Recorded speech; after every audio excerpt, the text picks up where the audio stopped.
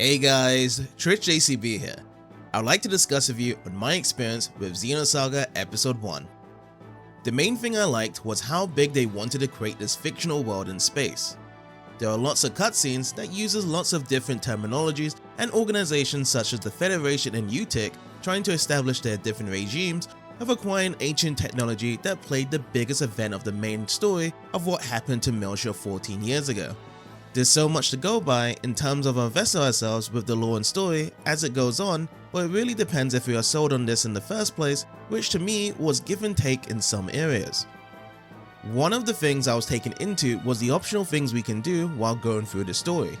At times, we are given a chance to talk with the NPCs to open up side quests or world building, but with the UMN feature, it allows us to go back to places we visited before for extra exploration on gaining items through the segment addresses and more importantly the mini games you get to play. These are clever distractions that allow us to go further than just a JRPG experience to enjoy the different games it has to offer.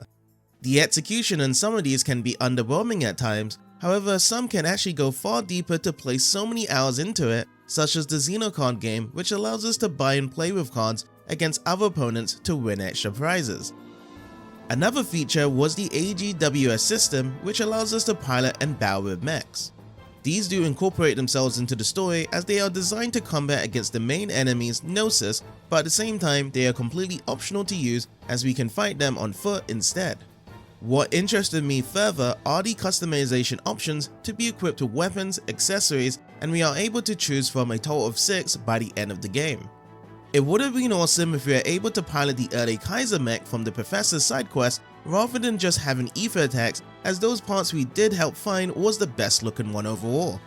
Nevertheless, I tried my best to place them into many of the boss fights as we can equal them in size and strength when we do so to make it into a thrilling battle. On the other side of the battle system, it is turn-based combat and being able to load out 3 characters at a time. Each characters have their own ether and tech abilities that they can use by gaining tech and ether points after each fight, along with earning skill points to extract and keep skills from accessories that we have gotten so far. By learning this from the tutorial, I decided to experiment mainly on prioritizing my playthrough on building as many of these points as much as possible by using the event bonus slot to speed up the process. This worked out great as it gave me multiple options on how I wanted the outcome of the fight to turn out. Another key component to battling would be the boosting mechanic that allows our character to take the next turn if we do have the gauge full by 1 level. This can be earned by either attacking the enemy or using the boost 1 ether and item to one of the characters. What I learned very late into the game is that it's even more useful to boost them into the boost gauge when we are able to use double tech attacks that easily advances an extra level, as I'm sure there's multiple ways we can learn to use the boost efficiently, which also plays a big part to many of the boss fights to make them easier for us. Another world building idea I liked would be the email feature, as it allowed us to read lots of different emails at certain parts. Some of these can be attained through the main story and others needing a certain requirement for it to be activated. Along with this comes rewards if we do respond to these email chains correctly that may benefit us later on. The delivery feels great, showing the importance of communication being used throughout the game. We get introduced to 6 main characters that are fated to be together on an adventure to learn more about themselves and stopping trouble happening in space. We start off with the Vector Chief Engineer Shion Uzuki that was able to create another main character, Cosmos, that becomes a very valuable asset to plot armor events to save the day. Next comes in Ziggy, who works with the Federation, and Momo that is Aurelian, who is targeted by the UTIC organization who wants the information inside of her. Chaos comes next, which for the most part is a mystery in this episode, and lastly Junior be in charge of the Durandal to be collecting all of the Zohars.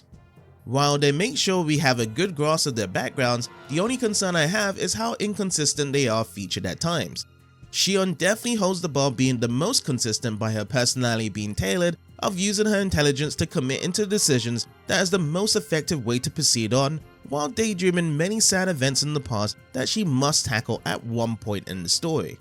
The way they effectively told us brought more of a complete character, which is why she's currently my favorite of the cast, but others like Chaos falls off very fast throughout most portions of the story, which became very apparent at first, shrugging off a deeper explanation on what powers he did use against the first Gnosis encounter we saw of him, and only to be used as an extra in Air, as they deliberately used him to be more of an importance in the next episodes. Inconsistencies can also be felt in certain story chapters where at first it was going strong, learning more about the different races, such as the Aurelians being similar to humans by using nanomachines and human body tissues together that is designed for combating the enemies, but can develop emotional tendencies, which Momo became a huge likable character in this department. Once we start learning more about the UTIC organization of what they are wanting to accomplish is where it shifted, as Margulish established himself as a character that I do like with how calm and collected he is on bringing about his plan. Later on, he carries his duties over to Albedo that may have given us more info on what URTVs can do from the aftermath of the Miltian conflict, to making the ending event seem like a little game to him that feels anticlimactic to prolong the main story events for the next episode. Overall, Xenosaga Episode 1 is a great start to a trilogy that gives the context of what it's trying to create with a massive world and a variety of options to keep us exploring until the very end. If any of you guys have any experiences with this game, feel free to share in the comments, and I hope you have a wonderful day.